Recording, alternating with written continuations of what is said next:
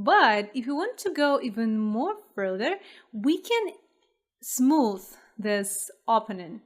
You see, right now, it's not natural. It's not natural, you see. And we want to smooth this, right?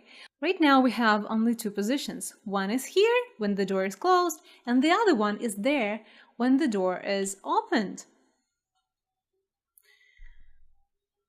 Let's use timeline to do this.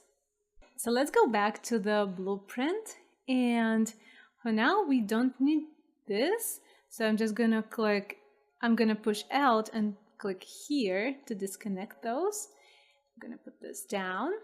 So let's add a timeline. So I'm gonna do timeline from this output. Timeline, add timeline. Timeline provides time-based animation based on events. It can really help with simple, not cinematic animations, and opening doors works just fine. So I'm gonna name it door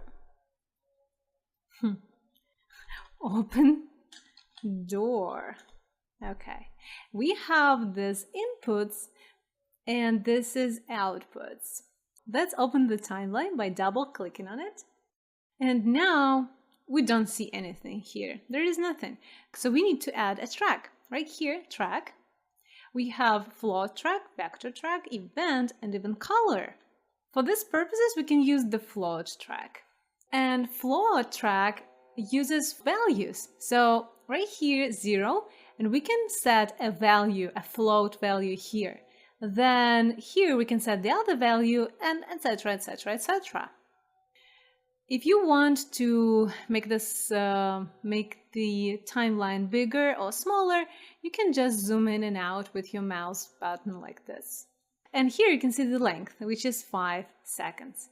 So what it does, by adding values here, here, here, and here, you are saying, I want this value to be this number when it's on 0 second, then on 0.25 I want this value to be this, and then this, and then this. And animation is moving actually through the timeline. So if you just take your hand and move it a bit, you can see that when you first start the movement, your hand is in some position, right? Let's say it's 0 position. Then you move it a bit higher. That means that in half a second, your hand is on this new position, which is, for example, 1.5. Then you move it a bit higher and it's 2. So your hand goes through 0 to 2 within, let's say, 1 second. And to add the value, you need to right-click on it and add key. This values, we call it keys. Where you click it, it will add the value. And for each value, you can click here. When it is selected, it is blue. You can see the time and the value. So, for example, here, time is 0.4 almost, and the value is 0.35. Here, the time will be 1. Let's add a key here. Almost 1. We can set 1. And we can set a value like this. You can see it.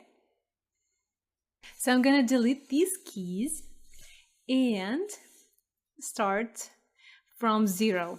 Of course, because for the very beginning, we want the value to be 0. And what the value is, it actually will be this value, this rotation value. You see, we put 90 here, and that's what I want. But I just don't want it to be just 2 positions. I want it to be smooth. I put the first key here, put the time to 0, and value 0, and then after 1 second, I want it to be, I put 1 second, I want it to be minus 90. Okay, we don't see it now because the scale is not that big. So you can click here, zoom to fit vertical. All right, here you go. Okay, but the timeline is 5 seconds long. I think we can just put 1 second here. Okay, very good.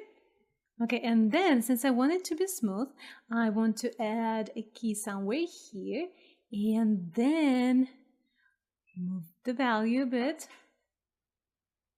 Just like this. It's not very smooth.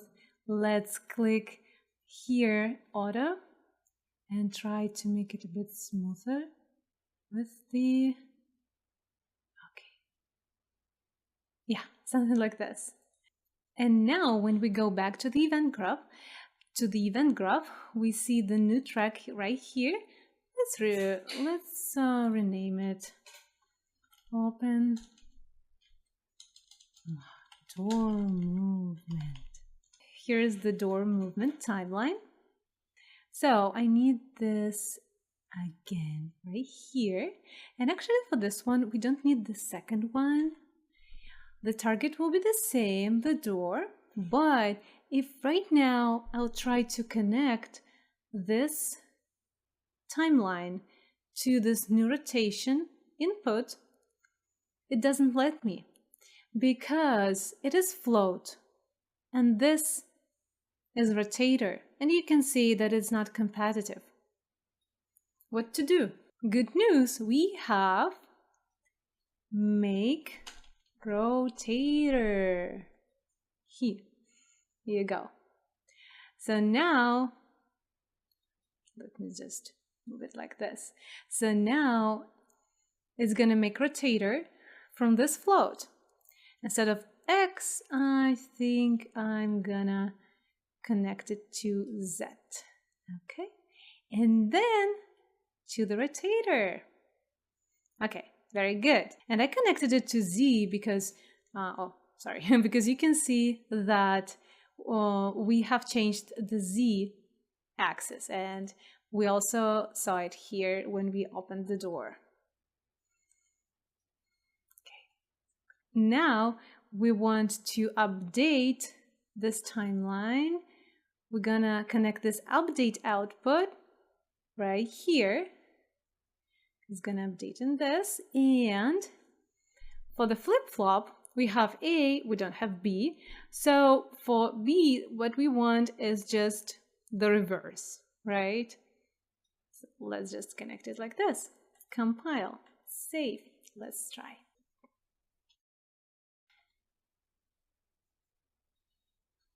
Whoop! Ha! How smooth, huh? I like it. I do like it.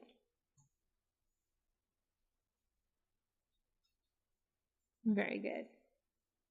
Very smooth rotation. If you don't like the animation that you did, you can always open this timeline and correct it somehow. For example, we can, instead of 1 second, we can put, let's say, half a second. And in this case, whoop, a bit ugly. And in this case, the animation will be faster. So again, compile, save, and let's try.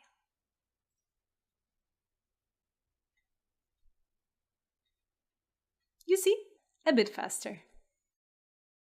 And yeah, so you did all this. Congratulations. This is for you. This is for you. You did an amazing job, really, and I am proud of you. Now, when you know the basic things, let's do something that looks more like a game. Open the next part for this.